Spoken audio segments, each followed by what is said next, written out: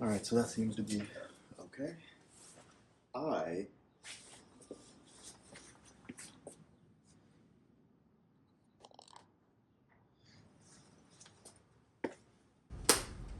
So, I posted that video, how to modify your FL5. So basically, I made a video about how to modify your FL5, which I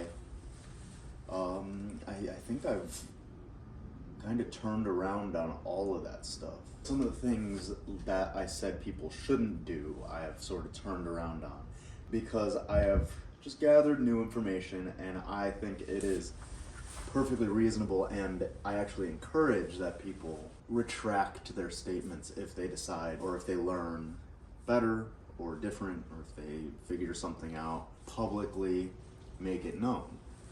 So, not that I'm like doing anything harmful or, spreading anything that could possibly be overly negative to the point where like it's going to cause some sort of controversy. Not like these videos are being seen by many people, but I want to make this known because in the future I will probably be doing some of those things to my car.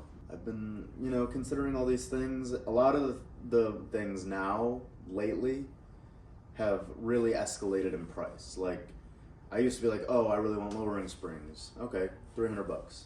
Oh, I really want an intake. Oh, okay, $500.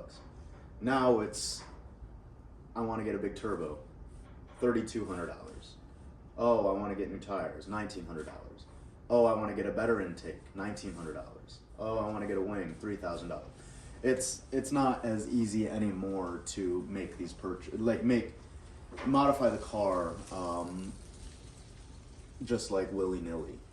It was always expensive, but it was never like this. So I've been definitely taking my time, and I don't know, I wish I didn't have it in my heart and soul that part of enjoying cars was also modifying them for me. I wish I could be the type of person who was like, all right, I'm just into cars for the driving aspect, and that's it. Like, I can buy a car, stock, leave it stock, maybe get some wheels and tires, and that's it. I wish I could do that, but I just can't. Yeah, that's just not me, and I don't think that'll ever change. Maybe one day I'll grow up and I'll be like, okay, modifying cars, it's kind of a hassle, it's kind of a headache, it can be stressful, like, you never know what that noise is.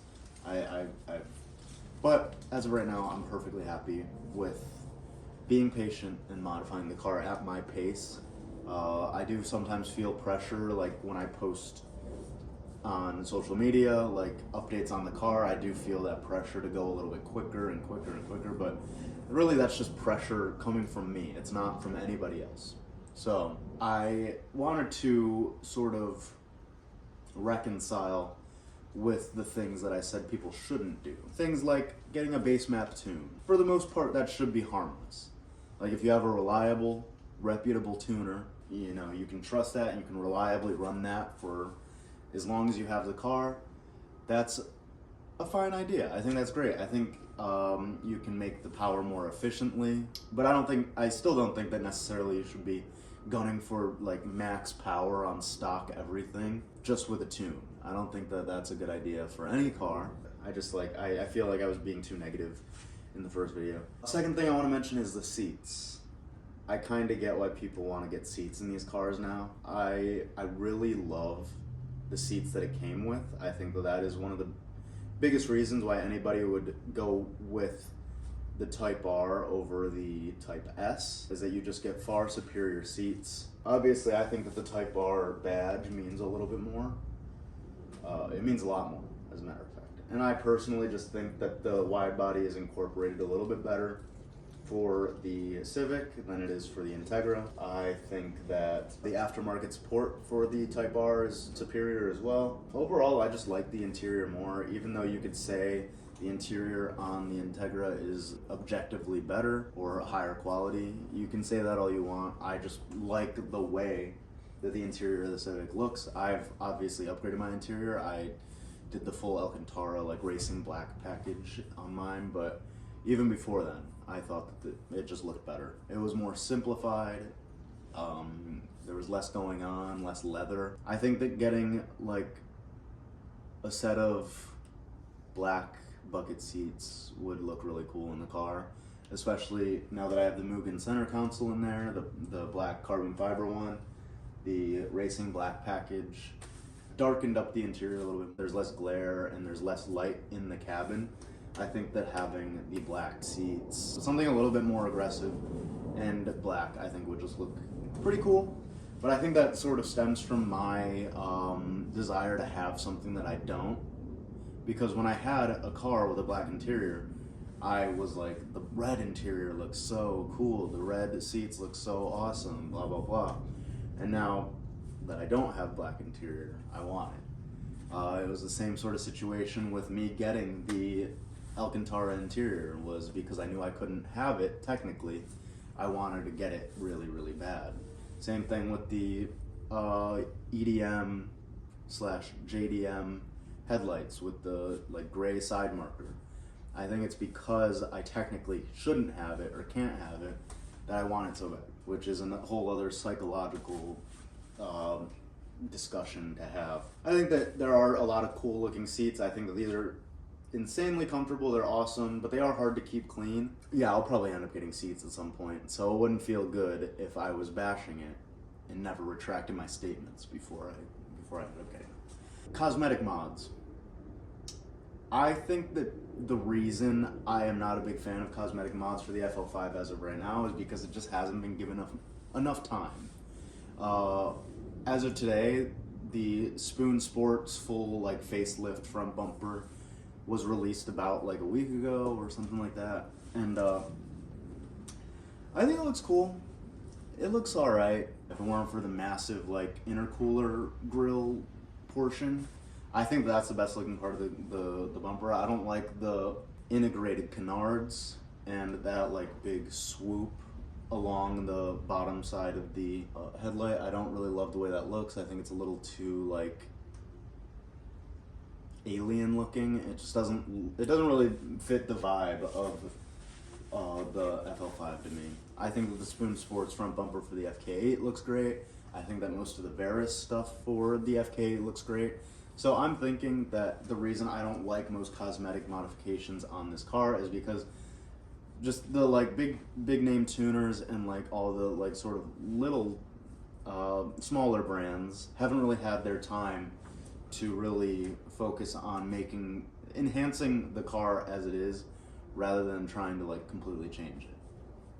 I think that with time, more body kits, more little cosmetic modifications will come out, and over time I will start to warm up to the idea of doing more cosmetic modifications. But yeah, as of right now, OEM Plus is the way for me.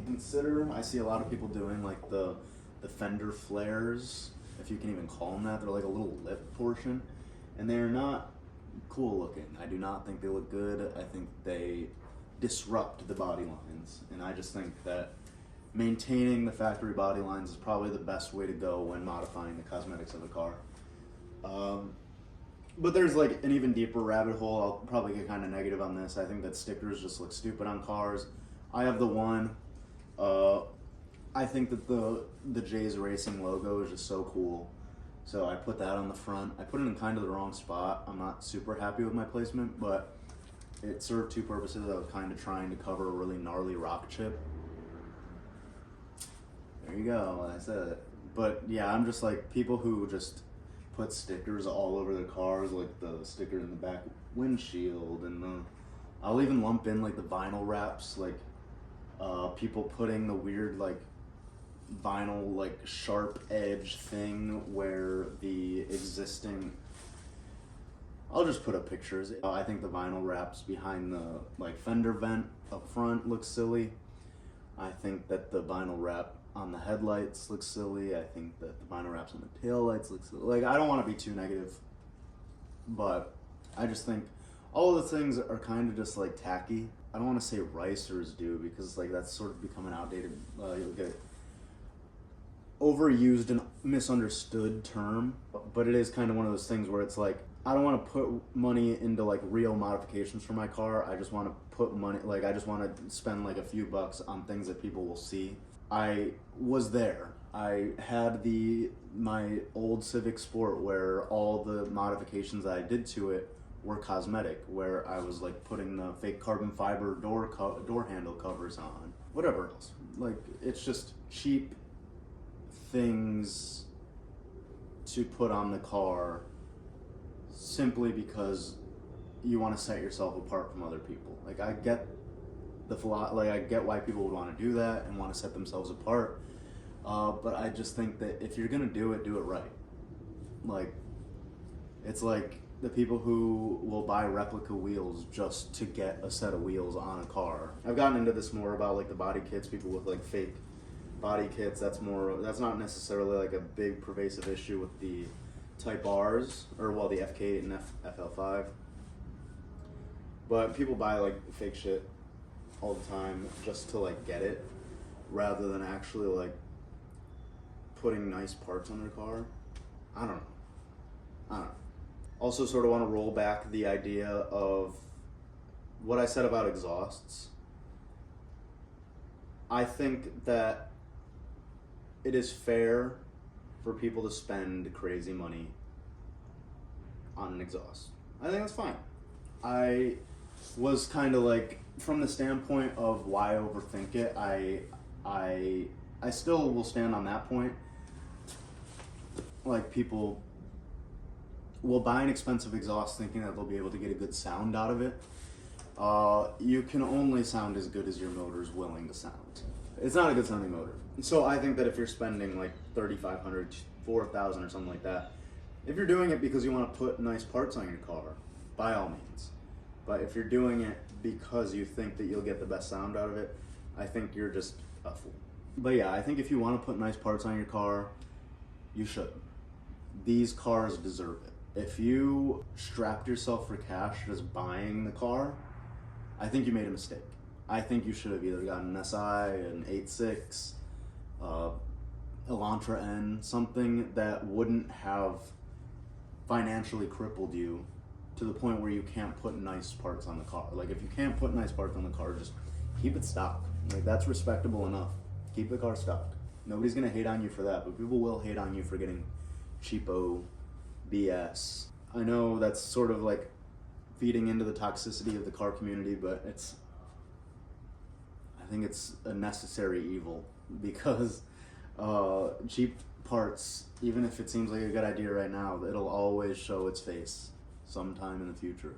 Do what you want, but with caution. I think that's everything that I wanted to like sort of retract from my previous video. But yeah, have fun with your car, enjoy it, don't let anybody tell you what to do, and take everything with a grain of salt. Oh yeah, Slam Enough Gatlinburg got canceled and everybody's like shitting on the entire car community as a whole because of it. Let this trend of dirtbags doing like ghetto stupid shit, let that trend go through its paces. It'll pass. A lot of these guys are going to get tired of, you know, they're gonna grow up. They are going to get tired of, you know, paying $3,000 a month at 32% APR on their M4. They're going to get they're going to get tired, and they're going to stop.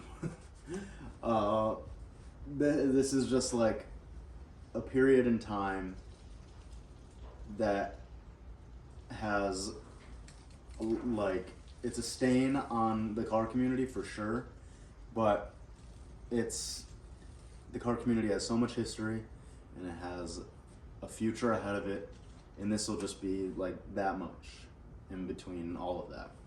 I think there's plenty of good in the car community. I think that people need to stop seeing these like negative things and all this like bullshit that's happening, whether it's with laws or with the people. They just need to stop catastrophizing. They see these little things and then they'll be like, okay, everything, game over, throw the towel in, we're done.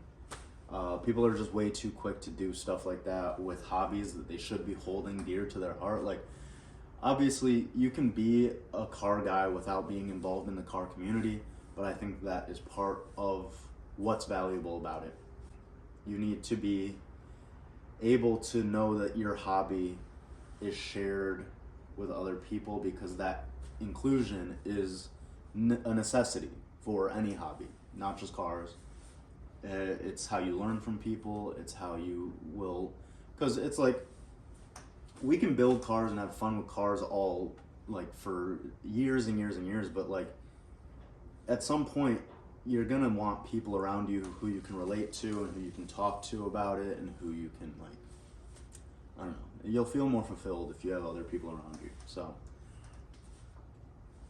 just see what happened in Gatlinburg, and I would say just like wave it off.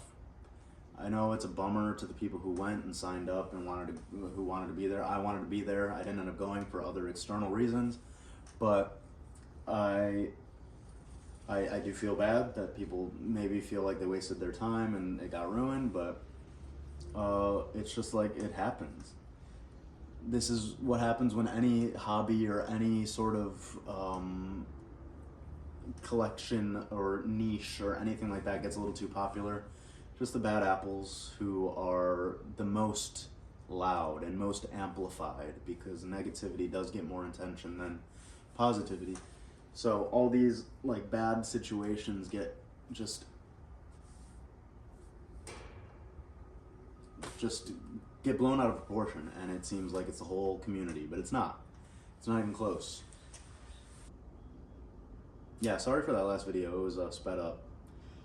If anybody is watching these videos consistently, God bless you. But yeah, I sped it up just because I was like not in the mood to cut up whatever, clip down that video. It was just a lot. Yeah, I mean, I guess I can show. I got the lug nuts. I don't know why I feel the need to sit. But yeah, I got the lug nuts from Chasing Jays. I got it from them because I like the brand. I've bought a lot of stuff from them. They have great customer service. I always have faith in their quality. I thought that these little, like the ends, the bottom parts of the lugs rotated. I don't know. I mean, I think that I'm getting that idea from something that exists. I don't think I'm just making that up in my head. For that, are there any wheel locks up top? The wheel locks are all the way at the bottom. I'm not going to dig all the way through. And it comes with the lock key, which is really nice. I mean, I paid $320 for these lug nuts, which I thought was a lot, but apparently it's not. And it came with wheel locks. Dealerships will try and charge like $200 for wheel locks. So, hey, win is a win. I trust Reddit about as far as I can throw them, and they said that I should get some hub rings, so I got hub rings.